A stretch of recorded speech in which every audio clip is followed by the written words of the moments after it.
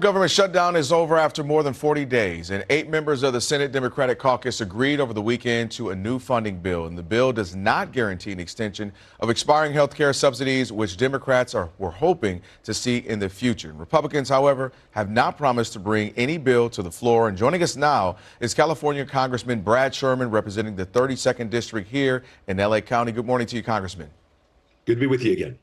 All right, let's start here. Congressman, there were 6 Democrats in the House that voted with Republicans on the new bill, which the president signed last night. Why did the Democrats in the Senate decide to end the shutdown?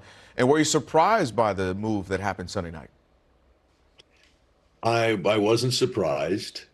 Keep in mind, we in the House were 97% united that we needed to see a reduction in premiums for people who are going to see their premiums double or triple if they're on the Obamacare exchanges, what we call covered California. I think that we saw about 16% of the Democratic senators go the other way. They were under tremendous pressure from Republican senators that put out the idea that they might eliminate the, quote, filibuster altogether. And if that were to happen, then Democrats would have no impact on anything until 2027. Well, but let's say here, though, a lot of folks would say, well, then how are Democrats going to work on keeping health care costs down? You're talking about those subsidies with no promises from Republicans and without the majority in either chamber of Congress. How do you walk away from that and you say, well, we feel like we got a deal coming down the line? I'm not optimistic about what happens to these 24 million Americans. The one thing we have is the people of the United States. People have got to call the White House by the millions, whether they're affected or whether they're just concerned about their neighbors, and say we have to continue these subsidies. We can't have premiums double. We have no power in the Senate because of the deal that was made.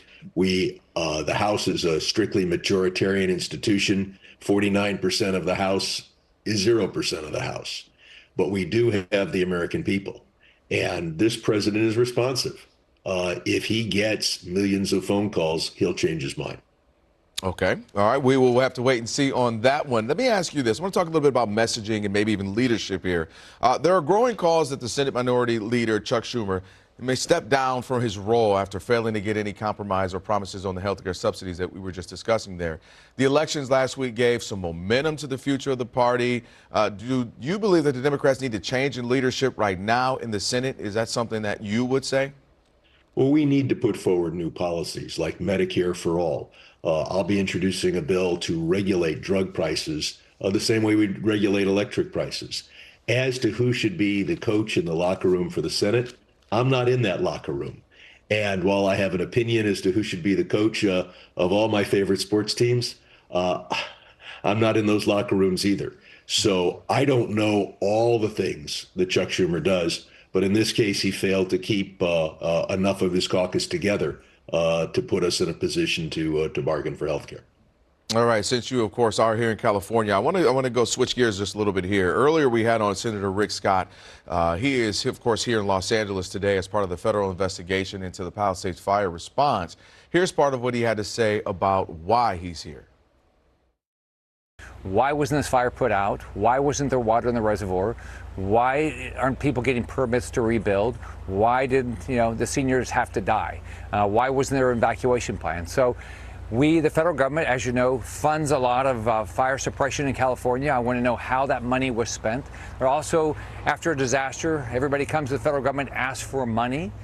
So I want to make sure, how is that money going to be spent? What strings should be attached? Because I focus on making sure we don't waste your tax dollars, and we can all learn from this. We can make sure this doesn't happen again. I won't happen in my state or in California or any other state.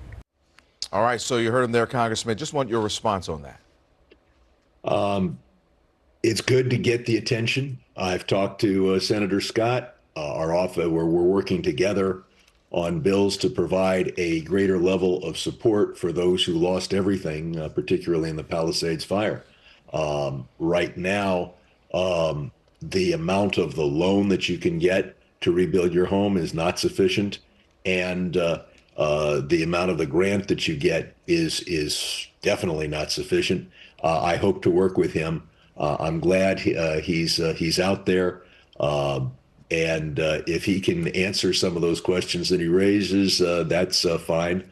And the more attention that we can focus, the more likely we are to get what has happened in some other disasters, and that is a higher level than the standard package of relief for those victims who are uninsured and lost everything. So many of those that you just mentioned there. A lot of folks still in recovery, rebuilding mode, and trying to figure out what is next for them. Congressman Brad Sherman, appreciate your time. Thank you so much for joining us, as always. Good to be with you. Appreciate it.